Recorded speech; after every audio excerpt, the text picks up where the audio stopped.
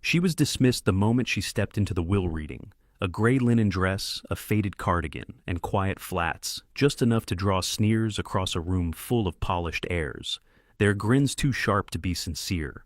A man in a gold tie was the first to speak, half laughing, half mocking.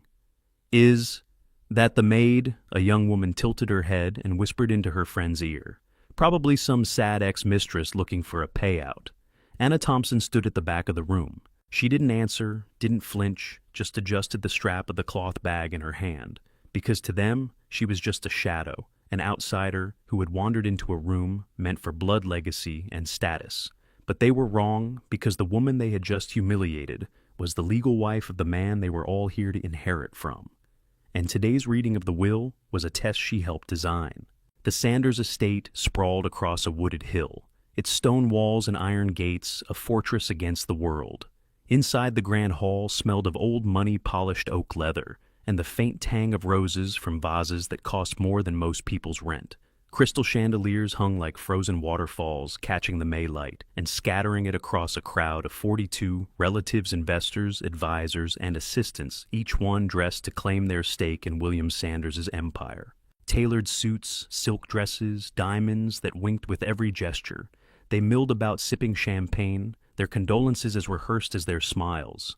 Anna slipped in quietly, her flat silent on the marble floor. She chose the back corner near a tall window that framed the misty hills outside. Her dress was simple, loose enough to move in the gray fabric soft from years of wear.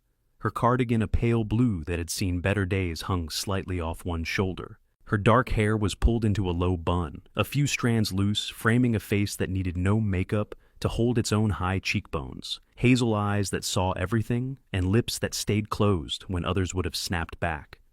At 36, Anna was beautiful in a way that didn't shout, but lingered like a melody you couldn't forget.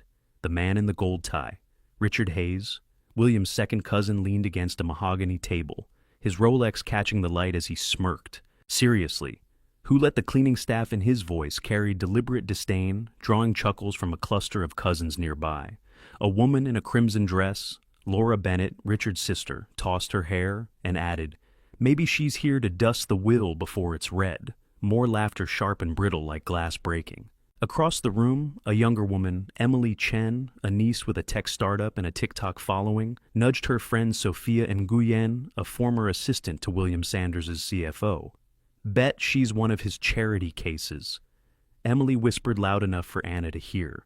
Or a mistress he forgot about. "Look at her bag, like she's carrying her lunch." Sophia snickered, snapping a discreet photo with her phone. "This is going on my story. One cheese sausage sauce. Sanders will flop." Emily's fingers flew across her phone, her smirk growing as she typed a caption for the photo she'd just taken of Anna. Found William's charity case, crashing the will. Reading guess she thinks thrift store chic gets her $1 billion. She said aloud, ensuring Anna heard every word. The crowd around her laughed, some pulling out their own phones to like and share the post, which was already gaining traction online. Comments flooded in, strangers calling Anna a nobody, and desperate their words a digital pylon echoing the room's disdain. Anna stood motionless, her hazel eyes catching the glow of Emily's screen, but she didn't speak. Her silence seemed to fuel their glee, as if her composure were a challenge they had to break.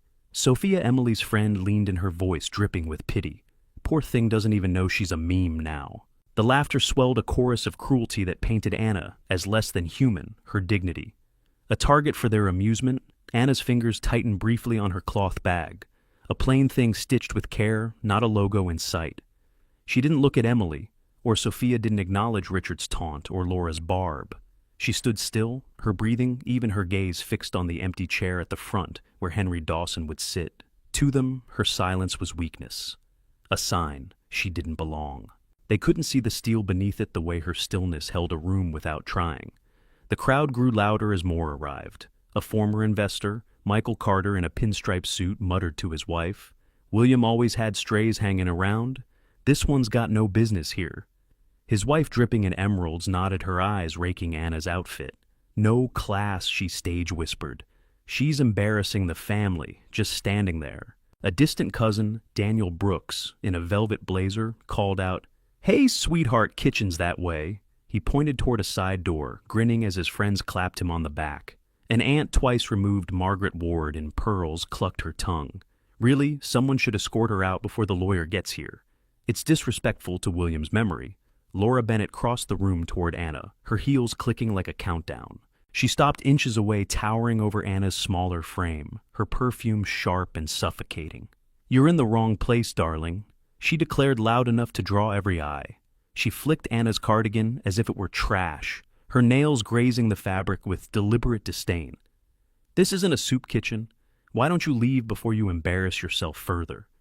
The room watched some smirking others whispering, none stepping in. Anna's hands stayed steady on her bag, but the invasion of her space felt like a violation. Laura's closeness was a calculated threat. A cousin nearby muttered, "She's got some nerve staying." Their silence was complicit in Anna's humiliation. Anna didn't move. Her eyes flicked briefly to a security camera in the corner, its red light blinking steadily. She knew it was live, feeding to a private server only 2 people could access. One was her. The other wasn't here. Not yet. As Henry Dawson prepared to read, Daniel Brooks slipped behind Anna, his velvet blazer brushing the wall as he whispered to his friends, "Watch this." He pulled a cocktail napkin from a nearby table, scribbled charity case in Sharpie, and tucked it into the strap of Anna's bag when she wasn't looking. The room noticed snickers spreading like wildfire as people pointed at the note, its bold letters branding Anna's back. Emily snapped another photo, her laughter barely contained, while Sophia whispered, "She's a walking joke now." Anna stood unaware, her focus on Dawson, but the crowd's glee was electric amusement. A knife twisted in her dignity. Daniel leaned back grinning as Margaret murmured, "Serves her right for showing up like that." The prank wasn't just cruel, it was a spectacle designed to make Anna a fool for daring to exist among them. Henry Dawson entered at precisely 11:00 a.m., his gray suit crisp, his briefcase heavy with secrets. The room hushed as he set his briefcase on the table, opened it, and pulled out a single sealed envelope. No flourish, no preamble. He adjusted his glasses and scanned the crowd, his gaze pausing on Anna for a fraction of a second, long enough to unsettle Richard, who frowned and whispered to Laura, "What's that about?" Michael Carter stood, his pinstripe suit creasing as he pointed at Anna, his voice booming like a judge delivering a verdict. "This woman's a fraud," he declared, his finger trembling with indignation. "William would never let someone like her near his estate. She's here to scam us, plain and simple." The room buzzed with agreement, heads nodding, eyes narrowing at Anna as if she were a thief, caught red-handed. His wife, her emeralds glinting, added, "She's probably got a fake ID in that rag of a bag." The accusation hung heavy, turning Anna into a criminal in their minds, an offense they couldn't tolerate. Anna's gaze remained steady, but the weight of their judgment pressed down. Each word was a lash meant to strip her bare. The crowd's murmurs grew louder, their outrage a performance for each other. Anna's silence only fueled their need to tear her down. Dawson cleared his throat. "We're here to read the last will and testament of William Sanders," he announced, his voice steady but deliberate. "Executed 4 years ago and verified as authentic." Murmurs rippled through the room. 3 years. William had vanished only 5 months ago, his private jet lost over the Pacific. No wreckage, no body, just a void that fueled headlines and greed. Most assumed he'd died, most hoped. Richard straightened his tie, his smirk returning. "Let's get to it then. Who gets the keys to the kingdom?" "Emily." Chen leaned forward, her manicured nails tapping her phone, already planning her victory post. Michael Carter crossed his arms, muttering about stock options. Margaret Ward clutched her pearls, whispering to Daniel about the summer house in Nice. Anna stayed still, her bag resting at her feet. She watched Dawson's hands as he broke the seal, the crack of wax loud in the quiet room. The crowd leaned in, their breathing shallow, their eyes hungry.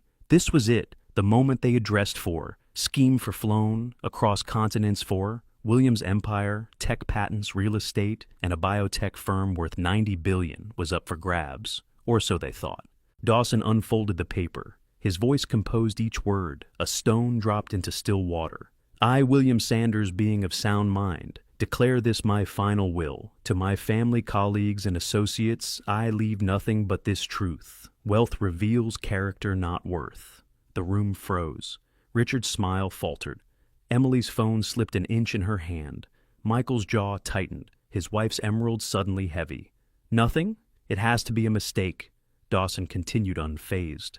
All my assets, company shares, properties, accounts, and intellectual rights are bequeathed to one person. The one who stood by me for no reason other than love. The one who never asked my net worth, never sought my name for status. My wife, Anna Thompson. A gasp tore through the room, sharp and jagged heads whipping around, searching for a face that matched the name. Richard. Barked a laugh, short and disbelieving. Wife William wasn't married. Laura's hand flew to her mouth, her crimson nails stark against her paling skin.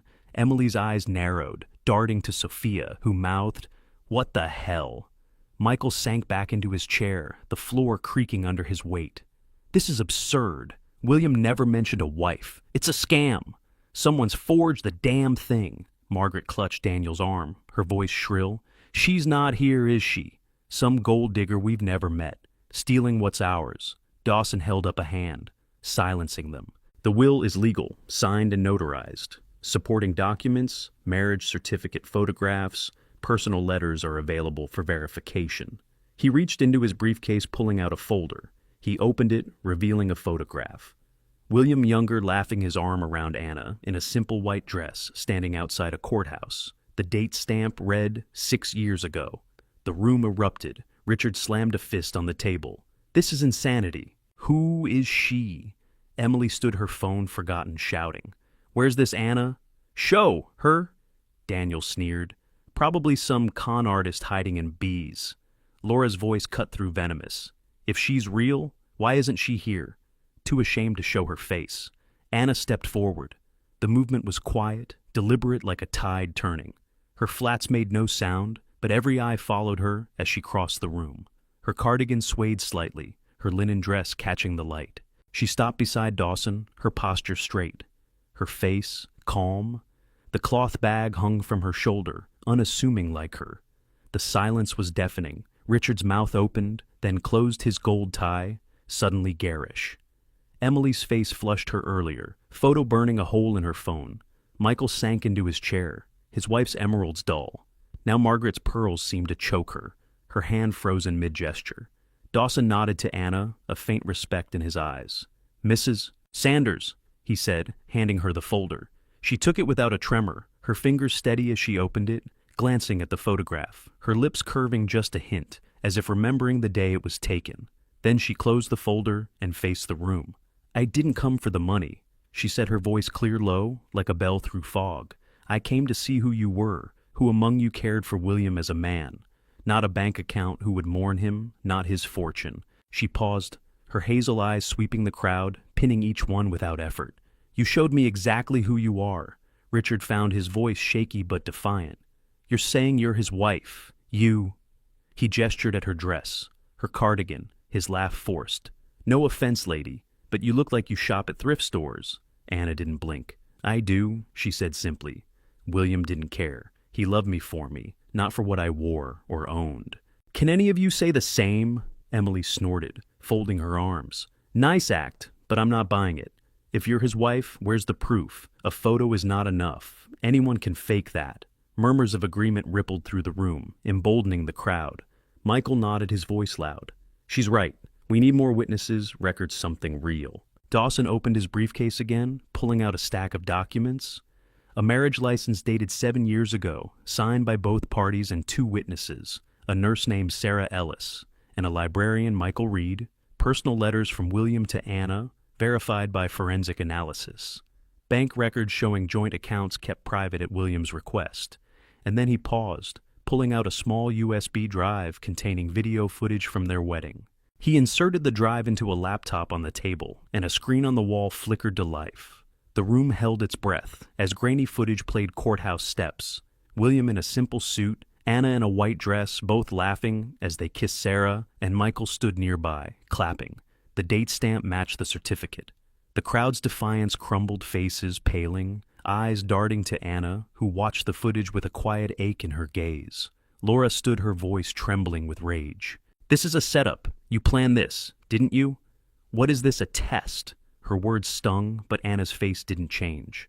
She let Laura's anger hang in the air, unanswered. Then she spoke, her voice colder, now sharp enough to cut. "You're right about one thing. This was planned not to trick you, but to test you. To see if any of you cared enough to ask who I was before you mocked me. To see if you'd honor William's memory, or just claw for his wealth." She stepped closer to the crowd, her presence filling the room. "You failed, all of you." Daniel laughed, nervous now. "Test? What is this, a game show? Come on, you can't be serious." But his voice wavered as Anna's eyes met his, steady and unyielding. She reached into her bag, pulling out a small remote. "William isn't dead," she said, each word deliberate. "He's alive, and he's been watching you this whole time." She pressed the remote, and a monitor on the wall clicked on. There, in a dimly lit room, sat William Sanders, 42, lean with dark hair streaked with gray, his blue eyes sharp as ever. He leaned back in a chair, his expression calm but unyielding, like a judge weighing souls. The camera feed was live, the timestamp ticking in the corner. May 15th, 2025, 11:33 a.m. The room exploded in gasps, shouts, and disbelief. Richard stumbled back, his tie skewed. Emily dropped her phone, the screen cracking on the marble. Michael's wife clutched his arm, whispering, "No, it can't be." Margaret's pearls snapped, beads scattering across the floor. William's voice came through the monitor, low and resonant. "You thought I was gone. You thought this was your chance to carve up my life like a cake. But I've been here watching, listening every word, every sneer, every lie." His gaze shifted as if looking through the camera, at Anna. "She warned me you'd show your true colors." She was right. Anna's lips twitched, not quite a smile, but close. She turned to the crowd, her voice steady. "I didn't want to be, right?" she said. "I wanted you to be better." The grand hall's doors opened and William walked in. He was real solid, his presence like a storm breaking. His suit was simple, no tie, his shoes scuffed from travel. The crowd parted as he crossed the room, their whispers dying, their bravado gone. He stopped beside Anna, his hand brushing hers, a quiet anchor. He faced the room, his voice carrying without effort. "Anna designed this, the will, the reading, the cameras, all of it. She wanted to know who you were when you thought no one was watching, who'd respect a stranger, who'd show kindness, who'd care about me, not my bank account." He paused, his eyes sweeping the crowd, pinning each one. "Not one of you passed." William's eyes locked onto Richard Hayes, the man who'd mocked Anna first. His gold tie, now a gaudy noose around his neck. "You called my wife a maid," William said, his voice low but lethal, each word carving through the stunned silence. "You laughed while she stood there alone, letting you show your true self. Did you think I wouldn't see Richard?" Shrank, his bravado gone, his hands fumbling with his tie, as if it could save him. The crowd watched frozen as William stepped closer, his presence towering, despite his simple suit. "You're not family. Richard, you're a parasite, and I'm done feeding you." A guard appeared at Richard's side, his grip firm. As Richard was let out, his protest drowned in the echo of William's words. The room felt lighter, justice a tangible force, Anna's honor restored, with every step of Richard's disgrace. Richard tried to speak. "William, come on, we didn't know." She didn't say anything. William's gaze snapped to him, cold and final. "She shouldn't have had to. You saw a woman you didn't recognize, and your first instinct was to tear her down. That's not family, that's not loyalty." Emily stepped forward, desperate now. "We're sorry." "Okay, we didn't mean it. Tell her, William, tell her to forgive us." Her eyes darted to Anna, pleading, but Anna's face was stone, her silence louder than any apology. William shook his head. "It's not about forgiveness, it's about consequences." He nodded to Dawson, who pulled out another document. "This is an addendum to the will, effective immediately. Anyone who insulted Anna today, named in security footage, audio logs, or witness accounts, is cut off. No shares, no properties, no contact. You're done." Dawson began reading names, his voice a gavel. Richard Hayes, Laura Bennett, Emily Chen, Michael Carter, Margaret Ward, Daniel Brooks. Each name landed like a whip, faces crumpling, protests rising, then dying. As guards moved in, Richard shouted, "You can't do this. I'm blood." But a guard took his arm, firm but calm, leading him toward the doors. Laura followed, her crimson dress trailing her sobs. Echoing, Emily clutched her cracked phone, whispering, "This can't be happening." As she was escorted out, her digital empire collapsed. Live posts, deleted followers dropping by, thousand sponsors, cutting ties with brutal efficiency. "You're banned from my companies, my properties, my life," William said, as a guard took her arm, her phone slipping to the floor. The crowd's gasps were a chorus of awe. The room is electric with the thrill of justice. Anna stood beside William, her silence a crown, as Emily's digital throne crumbled. Her cruelty to Anna, now her undoing. Michael's wife tried to argue, her emeralds flashing, but William cut her off. "You called my wife classless. You don't get to stay." They filed out, heads bowed, the proud brought low. When the doors closed, only a handful remained. 3 people who'd stayed silent, who hadn't laughed or sneered.